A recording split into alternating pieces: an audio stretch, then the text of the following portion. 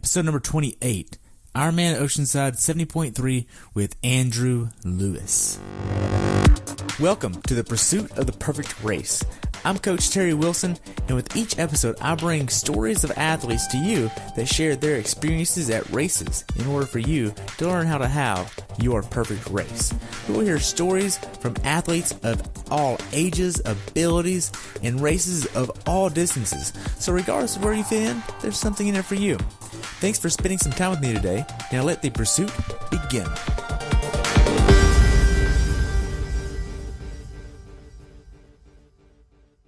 Hey everybody, thanks for tuning in for the next episode of The Pursuit of the Perfect Race. Today I have the honor of talking with Andrew Lewis, who started doing triathlons back in October of 2013. This is his fourth time at Oceanside 70.3, and this was his best time so far of 5 hours and 41 seconds. And he's also a member of Big Sexy Racing. Welcome to the show. Thanks very much for having me. You're welcome. Glad to have you on. So what was your training like going into this race? For the months of November, December, and January, they were all fine, averaging about 12 to 16 hours a week. And then for February and March, I did not average as much due to life, work, and one of my pets dying. So I had 20 hours for the entire month of March, which that's substantially less than what I normally do. Okay. So now this is your fourth time doing Oceanside. Why do you like coming back to the same race? It's a local race for me. It's close. It's one of the North American kickoffs, and I love the environment. It's almost got the atmosphere like a full, because the pro field is that substantial every year. I mean, for the past 2 years, Frodeno and Sanders has done it, and Keenley's done it before that. So it's just a very substantial field, and it seems like a lot of the big boys, in air quotes, that you come out to play. So it gives you an idea of where your indication of where your fitness is at. Okay. So for the race, do you get a hotel for the race, or do you just stay at home? No, I'm a complete diva when it comes to that. So I mean diva, I'm a lazy diva, I guess, where I stay at the Oceanside Wyndham, and that's literally across the street from the finish. And even though I live 30 miles away, it makes it a lot easier. I can arrive on a Thursday, get acclimated to the hotel bed, do my normal race routine, prep, anything like that. And if I forget anything, I can just quickly drive home. So that's nice. So whenever you actually got ready to go down for the race, what all did you pack that was not normal?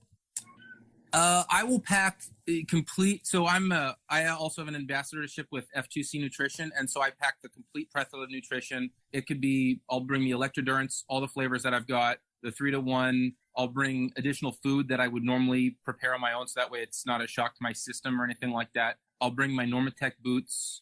In the event that because part of their bike course is on the Marine base there, I will also bring my trainer as well. So that way I can for sure get a good long ride in. So with the training going into this race, what was your longest training day? The longest training day was a 7.5-hour bike ride, and then followed that up by, I believe, a 5 or 6 mile run, something along those lines. And that was done on my birthday in February. Okay. So why so long for a 70.3? Speed comes from strength. I have a long distance. I'm in a long time endurance athlete. Prior to this, I was a distance runner, and I'm a big advocate of speed comes from strength. And so in addition to the long distance stuff, I also do short distance stuff as well. But I've never had a complaint or a bodily complaint of not being able to ride far. So I understand it's a long ride. And we also stopped and had a lunch, so that kind of added into the 7.5 hours, but it ended up being over a little over 100 miles. Wow. And so like a typical long weekend ride is 3.5, 4 hours, fairly consistency, sometimes 5, maybe 6 hours too. So okay. So now in regards to the swimming, how far did you go swimming wise? The longest swim was a 5K swim in a pool. I'm fortunate to live in a community where there is 3 junior Olympic or 25 short course yardage pools. And then where I work 100 yards away, there's a 25 short course meter pool. So I'm very fortunate to where I can, a half mile from my house, there's an Olympic pool open all the time, and it's clean, it's safe. And typically I'm the only person there. So I do a predominant amount of my training in the pool or on the trainer. So okay. What did your training have you max out at? The max hours, I believe, was 18, I want to say, but probably closer to 16 to 18, somewhere in there. Okay. So you said that you headed down to Oceanside on Thursday and you got checked in on Friday. How was that process for you? Well, so I went down. I headed on Thursday. Before that, and I normally I kind of cut a mohawk into my head, so I do that as far as like a warrior thing, something just because I figure you're going into battle. That's what Chris McCormick used to say. I'm going into battle with these guys or something like that. So I figured that I always do that as like a warrior thing. I actually checked in and got my race packet on that Thursday because I was down there early enough, and it was a real streamlined process. There was maybe 5 people in line at most. I just walked in, got my stuff. They said, "Well, have you done this race before?" I said, "Yep." And they got me this swag bag, and that was pretty much it. So it was really, really self-explanatory, really easy. If you're the AWA athlete, there's a whole separate table, which I'm told was quite easy, but I checked in on Thursday, so the Friday I kind of omitted that or escaped that. Okay. So whenever you got there, were the volunteers friendly there? Oh, absolutely. It's an incredible amount of volunteers out there. They're always friendly. I think a lot of them are Marines, honestly. So that we really appreciate that. I mean, I've never encountered someone that was unpleasant, to be honest with you. Okay. So the race was on Saturday. How was your Friday going into the race? So the Thursday before I left, I did a 1-hour bike trainer session, just fairly easy, and then a short run off of that.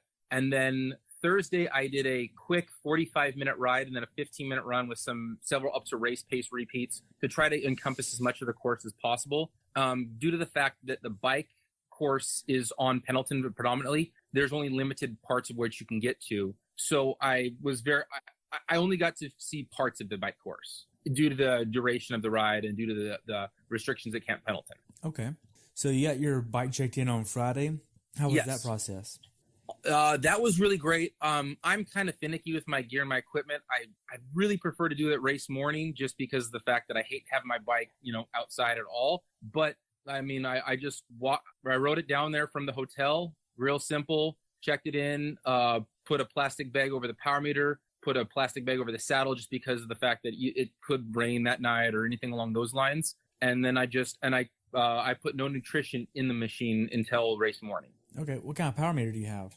So just converted to the Pioneer power meter. So that was, and actually I had literally put that on the Thursday night before the race. So don't do anything new on race day, but I figured this was an okay change, an okay time, considering the fact that it wasn't my A race for the year. So I just got that, and I do not use the Pioneer computer yet. I have ordered one, but it's not arrived. So okay. I'm looking forward to the amount of data that thing can provide me. Okay. So what kind of computer do you use right now? Right now, I actually use 2. I'm really overly obsessed with data.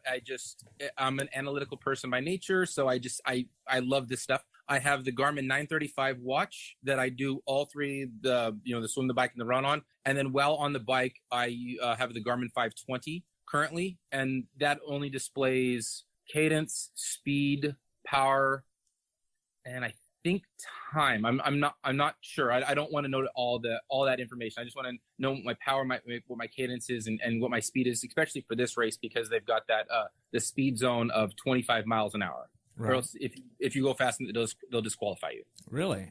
Yes. There is a so apparently Oceanside used to be a full, I believe in 2012 or 2010, and someone was going down this descent and they actually passed away. So that's too bad for that. And so to continue using this, from what I'm told, they can use the base. There actually is it's pretty heavy descent. An experienced rider could take it well, but it's a pretty good left turn. So they have a timing mat at the top and a timing mat at the bottom. And if between the two distances, if you're going over 25 miles an hour, you're just disqualified from the results. I believe pros can go 35 miles an hour over that same stretch.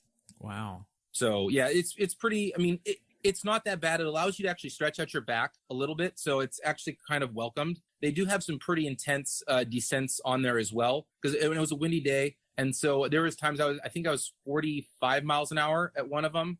And then the other one, I believe, was 42 miles an hour. Wow, that's quick. Mm-hmm. So, I mean, you've got to, if you want to do well, you got to be willing to commit, in my opinion. So I'm willing to commit. I'm willing to go stupid to do that because you can put time into people on those descents if you do it appropriately. Okay. So you get everything checked in at transition. What do you do for the rest of the day? Because I delivered the kits to all the folks that had ordered them from Big Sexy Racing that were there, and I'll walk around the expo, just kind of hang out, talk to people that I haven't seen in a while, and then just kind of relax intermittently. I'll go back because the hotel's literally across the street from the expo, and then I'll have dinner by 6 p.m. So that's when I always try to get the dinner in. Then just rest, relax the rest of the night in bed by 8:30 to 9, and then hope for the best. Hopefully I can sleep. Sometimes I can't. Yeah. So how much sleep did you end up getting? From 9 until about 2:30, I think I slept pretty good. And then I was just sitting there looking at the alarm clock. I was like, all right, at 3:30, it's time to get up. At 3:30, it's time to get up. So it was I'm one of those people in the morning that my body will just wake up before the alarm goes off. So you said that you don't use anything new on race day, but you're using a new kit on race day? Yes. Normally I don't like to use something new. However, I've been on Big Sexy Racing for 4 years now. And the past 3, Chris and Erica have used their own company to provide the kits to us, and they're very similar from year to year to year. So although it's really new, it's my body's comfortable with it because that's all I train with, and all I train and race with is the on-way apparel or their kits. Okay. So I'm really comfortable with the chamois. I'm really comfortable with material. Really comfortable with how it's going to fit on me. And in the other places, I would use, say, Ruby's lube in my armpits to prevent chafing the armpits, and I'll use additional Ruby's lube, the wax, in the groin area, just to prevent any sort of chafing in that vicinity. Okay, that makes sense. So you wake up at 3:30 on race day. How does your morning go? So my morning, it's pretty consistent. I do the same thing that I would do on a long ride or a long run day. I get up, I take a immediate shake of the First Across Nutrition, their 3-to-1. I realize it's a recovery shake and it's protein, but I figure if it's recovering me from something, that putting that in me, that's good. And then I also make a sandwich, peanut butter and honey sandwich on white bread, because it's real simple carbs, real easy to digest. So I'd say about 450 calories. And then I also will sip on a bottle of the F2C electrodurant or hydrodurance. The whole weekend, I always have a bottle glued to my hand. That's pretty consistent with me. So, and I'll have a bottle of that morning as well. Okay. So right before the race starts, you go to transition and check things over. What do you actually do in transition? So in transition, so I run latex tubes in my tires. So I bring my own pump to inflate them, because latex tubes lose a fair amount of PSI overnight. It's not just the typical 1 to 2. It's more in the 5 to kind of say 20 range, somewhere in there, depending on how you inflate them. I sync the power meter. I still get nervous before the Ironman races. I don't know why. So I have a tendency to throw up a little bit in a garbage can. I can't shake it. I don't know why. It just happens every single time. And then just try to kind of walk around, talk to people that I haven't seen in a while, just get comfortable, just try my best to get calm and comfortable and collected. So put the wetsuit on and, try to get what I can do. Okay. Now then, the swim course. Tell me about the swim course and how it can vary from year to year. Well, so it was actually supposed to be, so in previous years, they've done a pier harbor swim where you enter in on the boat ramp and so it was a single file, 1-by-1, seated swim. This year, they were trying to do a beach start where you'd start on the opposite side of, I guess, the beach. So it's on the other side of the parking lot, and then go through the surf and then finish at the same place. However, they said they were experiencing 4 to 5 foot waves, and that wasn't deemed safe. So they changed it back to the traditional self-seated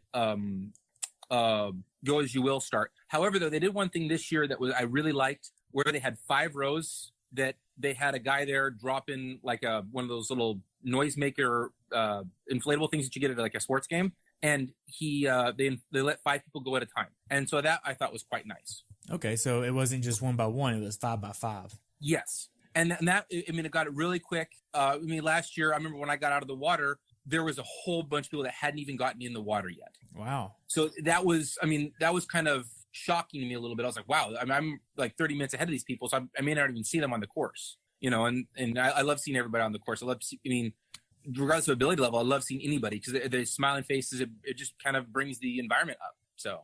Okay, so now this is obviously a saltwater swim. Yes. And what was the water temperature? I think they said it was like anywhere from 58 to 62, somewhere there. It was pretty chilly, but I'm from the Northwest initially, so I've got Viking blood, and I don't really feel the cold as bad. So, I mean, it was not as warm as it has been in years past, but I mean, it was really calmer than, like, just towards the end of the swim, when you turn around, you're at a you're more open ocean there, and there's some roller waves, and it really wasn't that bad this year, I didn't think. Okay. Being that this was a saltwater swim, when you have a wetsuit on, most of the time you have to actually use a lot of lube or anti-chafe sticks. What did you use? I get a slight bit of chafe on the right side of my neck, just simply because of an basketball injury, and it doesn't matter what I put on there; it just happens all the time. Unlike most people, I do wear the full kit on underneath my wetsuit, as to where I know it's going to fit appropriately, to where it's an aerodynamic benefit. A lot of people will put it, will roll it around their waist and put it on in transition, like the top of the kit. But I can't do that quick enough to where it would be positive in my favor. Okay. So you probably mean hydrodynamics instead of aerodynamics? They're kind of interrelated, yes. Okay. Yes. Okay, that makes sense. So what kind of wetsuit do you use? So I use the Roka Maverick X wetsuit. I won it from a race a year ago, and it's held up pretty well since. So I really enjoy that suit. Okay. Now for this swim, did you use tinted goggles or clear goggles? I use the tinted goggles. I use the Aquasphere Cayman. I have really weird shaped eyes, so this one I found that I can use them a whole bunch. They don't leak. And if I lose them, I think they're like $10 on Amazon. And so it's not a big investment. You don't really, get your pennies in a bunch if you lose them. Okay. Now the last 10 minutes before the gun goes off for you, how was that for you? For this race, it's actually quite nice because there's a little warm up section that you can do. And so I was allowed to warm up back and forth, get the water into the suit so that way it just fits a little bit more appropriately. And if it just fits a little bit better. And so it made me a lot more calm, and I was able to acclimate to the little water temperature a little bit easier. Okay. So now then, once you got done with the warm up and you got in line, how was that? Really, really smooth. Last year, a guy barreled through everybody and just looked like a complete jerk. And this year, it seems that a lot of people that go to the same races, they seem to know, oh, you're fast or whatever. And so they kind of push you up front. It's just kind of a more familiarity thing. So I was in the first, I'd say 30 to 50 people in the water. Oh, wow. And you had a pretty decent swim, right? Actually, that is my second worst half Ironman swim I've ever done. Really? I did not pick my lines very well. Normally the swim is a big weapon, and like last year at Superfly, it was 28.5 minutes, and this year I believe I was 31 to 32 minutes, something like that. So it was not the best swim, and it was really, really weird. I was talking with a few of the competitors afterwards that were normally kind of the upper pack swimmers, I guess, and I never got clear water. Like, I was in with people around me all the time, and it kind of confused me a little bit because that's never happened in any Ironman race I've ever done. So now, do you think that's because they let 5 people go at a time? I just think people are getting faster, or maybe I'm getting slower. One of the two. Could be a little bit of both. Yeah, probably a little bit of both. Yeah. So, how was the swim quality? Was it choppy? Was it smooth? What was the water like? In the actual harbor itself, it's not too bad. It basically, the course is kind of like a big uppercase J, more or less. And on the J, the curve part, that actually gets out to the open ocean a little bit. And so you're going to catch a little bit of rollers there, but realistically, it's not too bad at all. I love the swim, but I also like the more brutal, the open ocean swims, like a Super Frog would be. So, I adapt for all eventualities.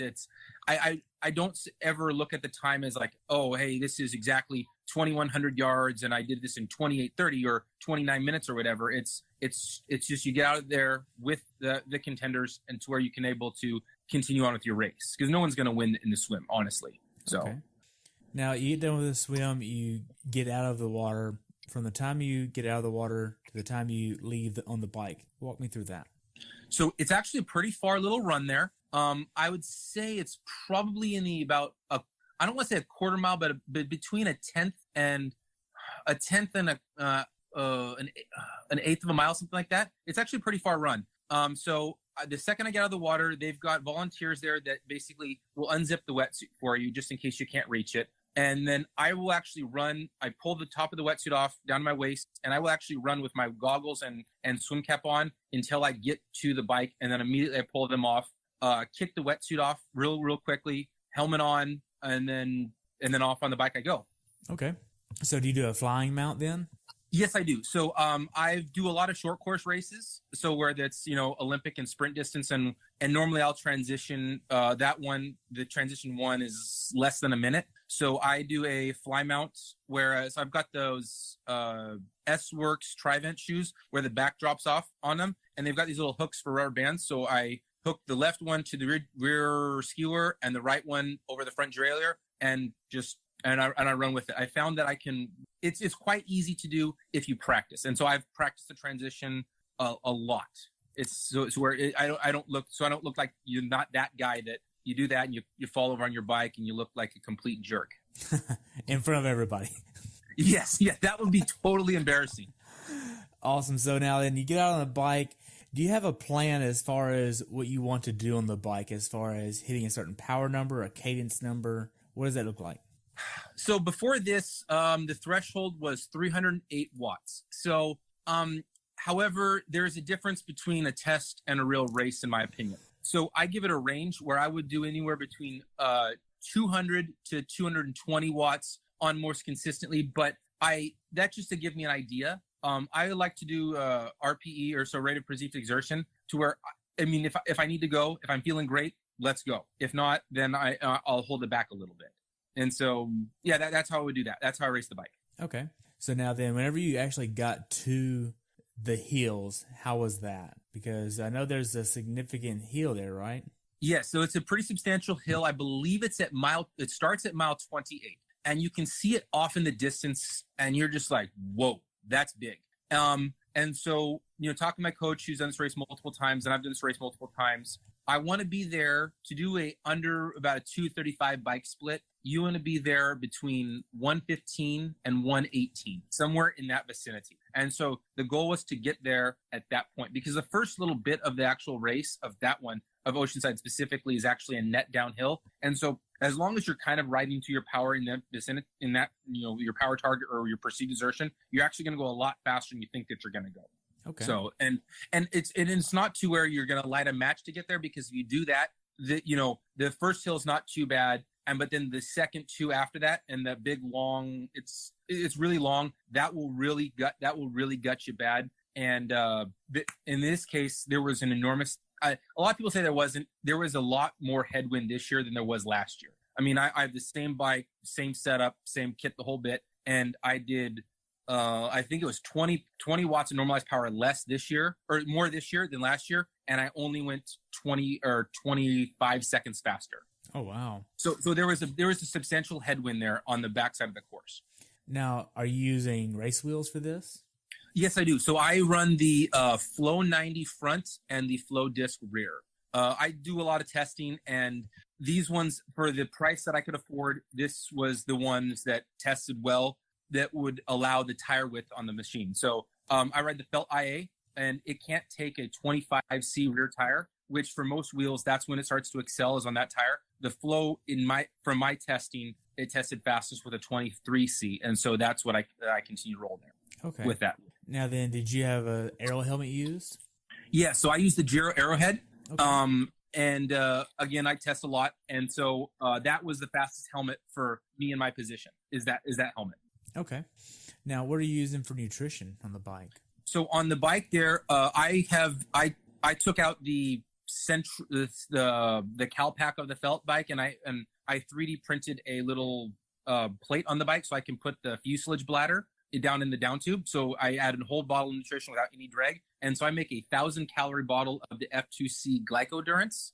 So it's about 1,000 calories, and I try to consume roughly 300 an hour of that. Okay. 300 calories an hour. And your stomach can take that much calories? Yes. Yeah. I can go a little bit more if needed. It happened to be surprisingly cool. So I basically every so often I'll consume as necessary, trying to get so much in. And then every aid station, I will grab a bottle of water and throw it on my head. And then I also have the Torhans 30, the front bottle there, and I will sip out of that as well. Okay. So how is your hydration on the bike then? So the hydration on that one, I have the between the arrows, the Torhans 30 bottle, and that carries 30 ounces, obviously. So I'll take sips throughout that thing, and then at every aid station, I just grab a bottle of water and swig as much as I can, and then dump the rest on me to cool me off, and then that's it. And that I did develop that practice over 10 half Ironman, so that works for me. Okay. Now, what about the bike course would you want to tell somebody that has not done this course? The first bit, I would take it, although it's net downhill the first little bit, I would take it easy. Easier than you think. I would not light a match before you get past the first few hills. And then when you start those other two hills, don't try to bury yourself there, because there's this last little canyon as you're coming back into town at, I think, 38 to 42, that if you don't get there early enough, there is another substantial headwind, and you will pay at that point. If you can do the first half in, say, an hour and 15 minutes, and not lose power much. So like the first half of my race, I did an X amount of power, and I only lost about 10 watts for the second half of the race, which, could be coasting, could be whatever. And that was, I felt that was effective for me. Okay. Where is the actual downhill part on the bike where you can't go above 25? Where is that at? I think it's on Christian, or I think it's about mile 35 into the bike course. Okay. So it's after it's after the big hill, but not directly after it. Okay. So the big hill that you're talking about is at mile 28. Yes. Okay. And is that the first big hill of the race? Yes, that is the first big hill. And you can see it off in the distance. And I remember the first time I did that, I got a little scared, to be honest with you. It just, because your visual perception, it's a lot scarier than you think, because you can just see it and it's right there. And you see these little people that look like little ants at the top of it, and you're like, oh, I have to ride up this? That's great. So if you don't prepare for hills, it would be a problem for you. Okay. Now, what kind of cassette are you rocking on the back? So on that one, I do an 1128. I think that works best for me. It allows me still on the descents where it's hard for me to spin out on that one, because I ride the Q rings, the 53 tooth Q ring up front. And so that allows it to be act like a 55 in the power zones. And so I will spin out roughly around 52 miles an hour or something like that. Okay. So now, did you hit your nutrition plan on the bike? Absolutely. I absolutely did. I did. Obviously on the bike course, you can grab the Gatorades or the gels that they're providing for you. But on the machine itself, I consumed about 800 calories or something like that, pretty close to it, 700 to 800 calories. And if it was going to be hot, I could add more of the electrolytes, their electrodurants. But in this case, it was just straight mix, 2 scoops of glycodurants, and then, 3 scoops of glycodurants and of the mango flavor, and then 7 scoops of the unflavored one, as to just keep the flavor, palatable, because you don't want to get too sweet or, unsweet. Okay.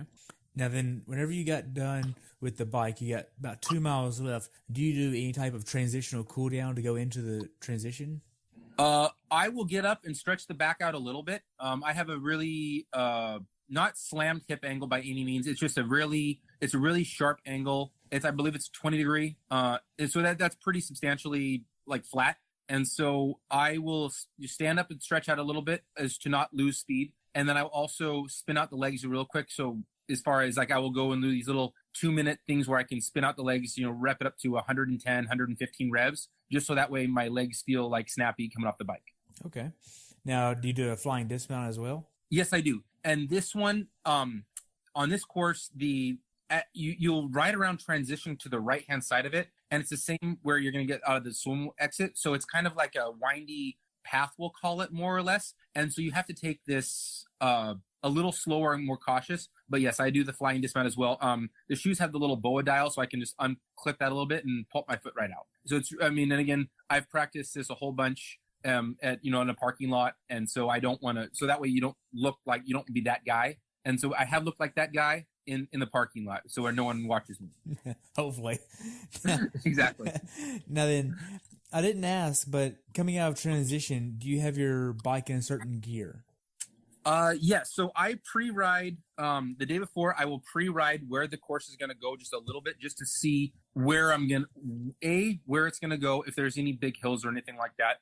Because like at the old Vineman course, you get out of transition and there's a really steep hill. So anybody that's in the big ring at all, you're going to fall over. You know, in Oceanside specifically, you go. It's I believe about maybe an eighth to a quarter of a mile, and it's a big flat road there, and then you hang a left. And so it's really, really low key, but I'm in the probably third or fourth from the 28 tooth. So I want to say a 21 or a 17 tooth ring in the back, and I'm in the big ring up front. And that's just also to where I can spin easy, get up to speed, and then get my feet in the pedals or get my feet in the shoes. Okay.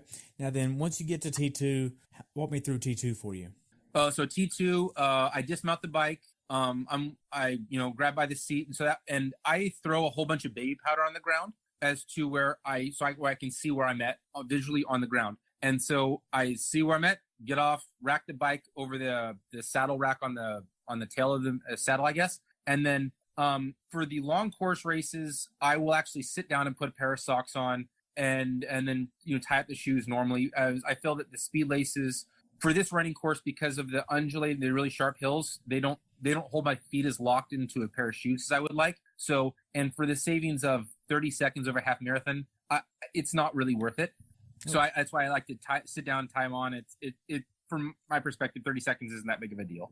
Okay. So what kind of shoes are you using then? So for the long course races, I will use the Nike Vaporfly 4%. I really like the shoe. It's comfortable. And it feels like a track spike, so it feels like back when I'm running on track, and I like the way it fits to my foot. Okay. Now then, what was your plan going on to the run?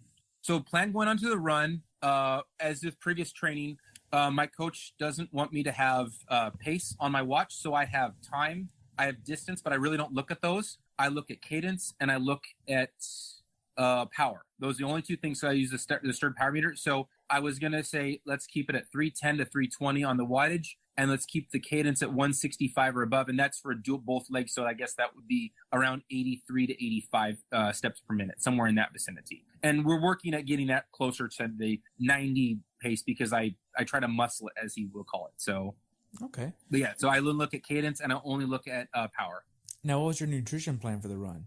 The nutrition plan on the run, I make a concentrated little bottle for my hand. It's one of them little flasks that you can strap to your hand. And I basically make a 300 calorie bottle of the glycodurance as well on there. And so I'll use 2 scoops of the flavored and 1 of the non-flavored, and just sip between aid stations. And then I will just grab water as needed. Now, did you have any problems with cramps? At mile 10 on the run, I was getting to go. I was like, the plan was to, as soon as you get mile 10, go like a 5K track guy. And I don't know if it was a strain or a cramp, but it basically hampered me to go from going about 7 minutes a mile to, I think, 9 minutes a mile, somewhere in that vicinity. I mean, so it was a big drop off on the pace and the power and everything like that. So, and it still actually hurts now. So I believe it's more of a strain than an actual cramp. Okay. The body just kind of said, no. But prior to that, though, I've never had any issues with cramps or anything. It was like the first little bit, the sun was out, but then like after that, it was overcast. And so, and I'm a big guy. I'm 6'2", about 175, 180. And so the heat does not bode well for me. And so this race, it could be hot, could be cold. It happened to be nice and mellow, and from at least when I was out running. Okay. Now then, whenever you actually got to about 5-10 miles into the run, did you notice that there was any hills or any type of things that you might want to be prepared for if you haven't done this race before?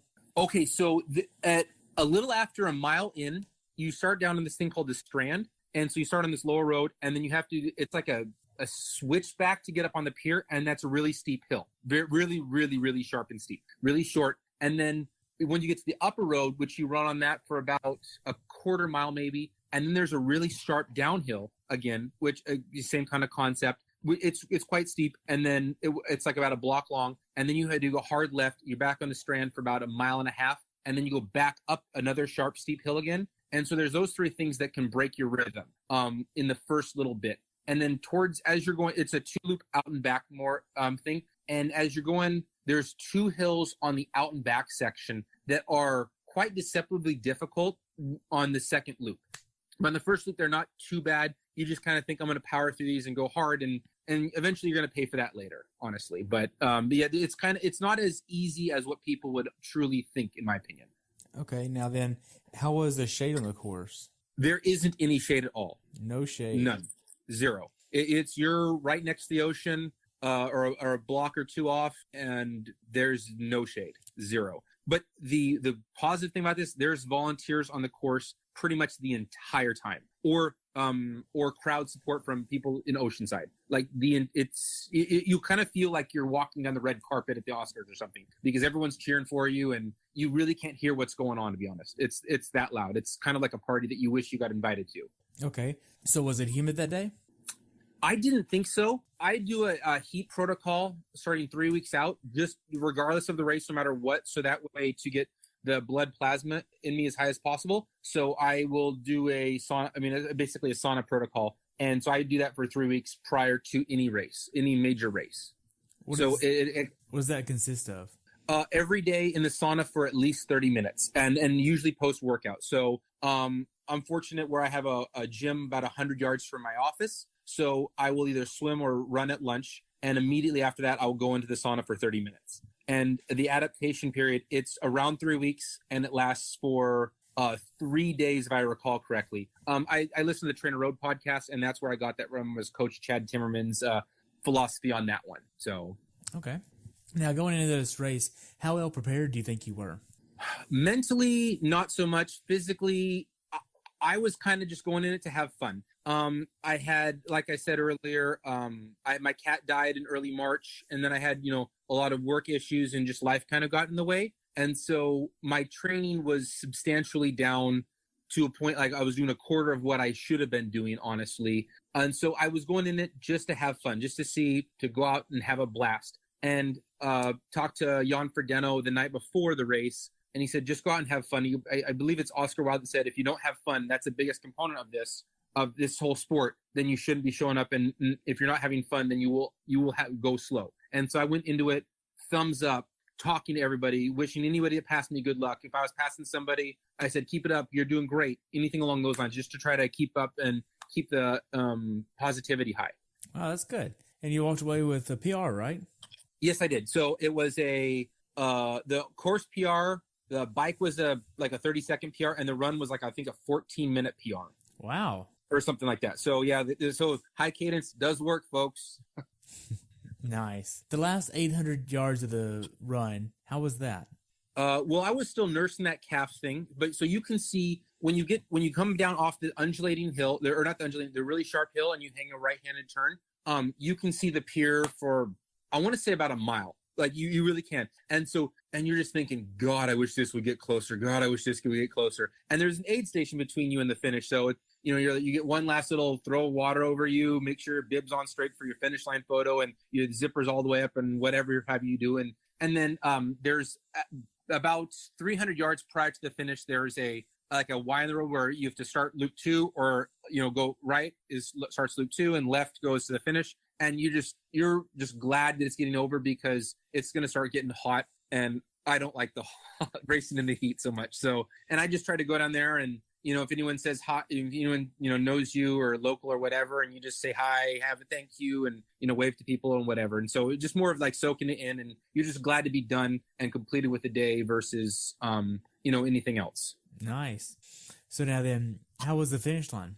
The finish line is really, really great. They've got, obviously with all Ironman races, they've got the whole, I think it's literally a red and black carpet that's out there. And so you're running down that. And this one, Mike Riley's a local. So obviously he's the MC of this race, which is always kind of great. And then you finish, there was a whole bunch of volunteers there. They had 3 of them little kiddie pools with ice and water and like drinks in them. And then you finish. You can obviously get your picture taken with your medal and everything like that. And then you walk around into the expo area, which is, I believe, let's call it about 100-foot walk. And then there's obviously the food at that point. But immediately after, my Sherpa for the day gave me he was really great, supported me the whole day, which is awesome. Gave me my recovery drink like right immediately. So what kind of recovery drink do you use? I used the F2C 3-to-1 recovery drink. In this case, it was the chocolate one. So it was... I love it. It's fantastic. It works great for me. And even if I'm not hungry, like I force myself to throw something down because that helps out. And then after that, then I go and get McDonald's French fries because for some reason, I don't know what it is, but after a half or a full Ironman, I like McDonald's French fries for some reason. and no other French fries will do, by the way. It's got to be McDonald's. Get that salt in there. So I only have a few more questions. So what is one thing that you learned about this experience that you would like to pass on to people that have not done this race? One thing about this experience, I wouldn't let time really... we're not running around a track here. I understand like people will set records on this and that and the other thing. I would not look at time as a measure of success or failure. I would look at it as just go that day, here's what I was able to do, and don't say, well, I did 30 minutes last year and I did 32 minutes or whatever. I wouldn't look at anything like that. I would just say, this is what I did that day. I hit my numbers and just go out there and really legitimately have fun. Like try to enjoy it. There's 3,000 other people at this race. It sells out, and I think in a few hours. So it's really, really fun, and there's great sport everywhere. Okay. So now then, what's your definition of a perfect race? My definition of a perfect race would be, again, as much as I want to say time is relevant, it's not. It's one of the ones where it hurts. It felt great that it hurts because it's going to feel, you're going to be uncomfortable, but that you nailed everything. Like you nailed your nutrition, you nailed, where you wanted to be on the swim, not necessarily, place or time, but just like you got out of it. Like that was a great swim. That was kick butt. And then the bike, you got the nutrition that you needed to, where you didn't cramp, you didn't flat, you didn't, you didn't have any issue that went bad. And then on the run, you just go through and you're able to run the whole time if that's your goal. And genuinely have fun, and be exhausted at the end and be glad the hurt's over, but kind of disappointed that the hurt only lasted that long. Wow, that's awesome. So now if athletes want to follow you, where can they follow you at? So on Instagram, it's Andrew_Louie, Lewie. And then Facebook, I believe it's Andrew Lewis. I typically have a triathlon picture as my Facebook picture. Or on Strava, it's Andrew Lewis Big Sexy Racing on there. So any one of those things, and you can see the workouts that I do. I mean, hard work wins this sport, so I don't hide anything that I do. Great. Well, that's all the questions I have. Do you have anything else that you'd like to add about the race? Nothing. If you're considering an early season race, this is the one to do. It always attracts a big pro field. It's not like other 70.3s where it's a 70.3. You really have the true feeling that it's a full. Like it brings that similar to energy to it because it attracts the big pro fields. The expo is huge, just like it would be at a full, and brings out 3,000 of your closest friends. Wow, that's awesome. Well, thank you so much, Andrew. I appreciate your time today, and I look forward to following you in the future. Absolutely. Appreciate it, Terry. You're welcome. So where will I see you race again this year? The next races are going to be, I'm doing Wildflower because they canceled it last year. So I want to do that this year as more of a bucket list thing. I'm not going to race it due to the calf issue. I'm not sure how that's going to go. I'm going to do Super League Canada, which is that 3-day event up in Penticton, Canada. So that looks kind of fun. I'll throw in some local sprints and Olympics just because I love to race. That's I guess my drug is racing. I'm going to do Ironman Super Frog, as that's probably one of the most brutal races out there at all. 2 years ago, they had 12-foot waves. And then last year, 9 to 10 miles of that was on the deep sand of the run. So it's legitimately hard and it's hot. And then I'm going to do the Indian Wells 70.3 out on December 9th in, I guess, the Palm Springs area. So that's a course that suits my abilities, and we're going to shoot to get the France 70.3 World slot. Nice. Well, good luck.